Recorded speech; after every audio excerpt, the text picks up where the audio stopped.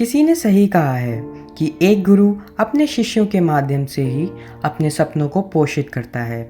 भारत में शुरू से ही खेलों की एक महान परंपरा रही है, जो 18वीं और 19वीं सदी में भारत में ब्रिटिश की उपस्थिति से काफ़ी प्रभावित थी। फिर भी हम यहाँ प्रदान की जाने वाली सुविधाओं और खेल भावना के मामले में अन्य देशों की तुलना में बहुत पीछे हैं। इसे ध्यान में रखते हुए हमारे एक खिलाड़ी ने सकारात्मक कदम उठाया, जिससे उन्होंने एकेडमी में अन्य खिलाड़ियों के माध्यम से अपने सपने को पूरा किया।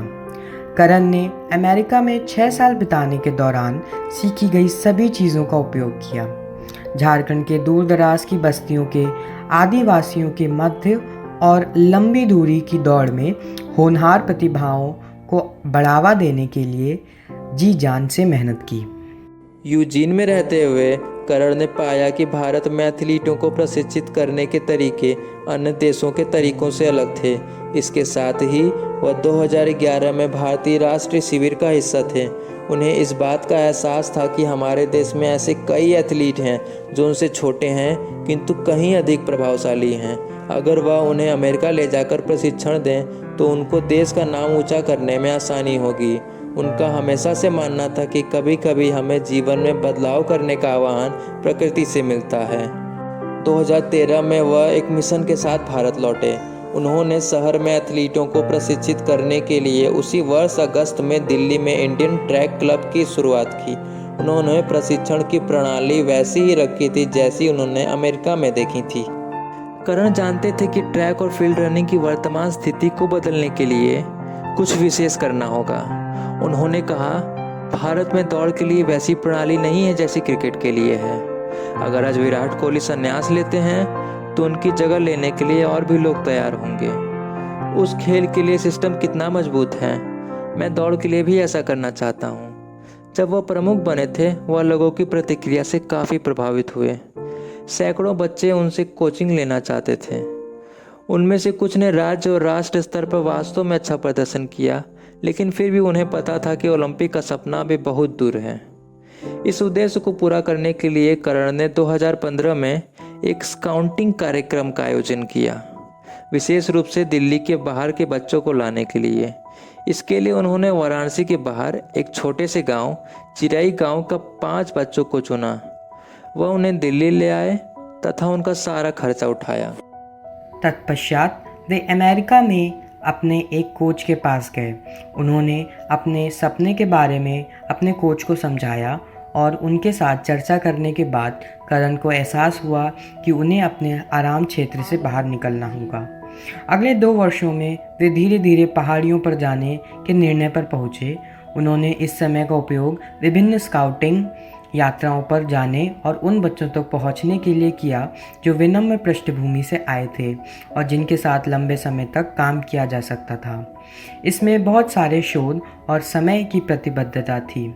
आखिरकार करण 2018 में अपनी पत्नी के साथ ऊटी आ गए। वे देश के सुदूर इलाकों में भी बच्चों तक पहुंचना चाहते थे। इसलिए 2018 में उन्होंने इंडियन ट्रैक फाउंडेशन ITF की स्थापना की और झारखंड के डाल्टनगंज के कुछ बच्चों तक पहुंचे। इस नए सफ़र की शुरुआत 5 बच्चों से के साथ हुई। 1 साल बाद 5 और बच्चों का नामांकन किया गया। बच्चे तेज़ी से आगे बढ़ रहे थे। करण ने उनके लिए एक मजबूत आधार बनाने में 3 साल बिताए थे और 1 साल के भीतर बच्चों ने स्टेट मीट में जीत हासिल की और उनमें से एक राष्ट्रीय चैंपियन भी बन गया।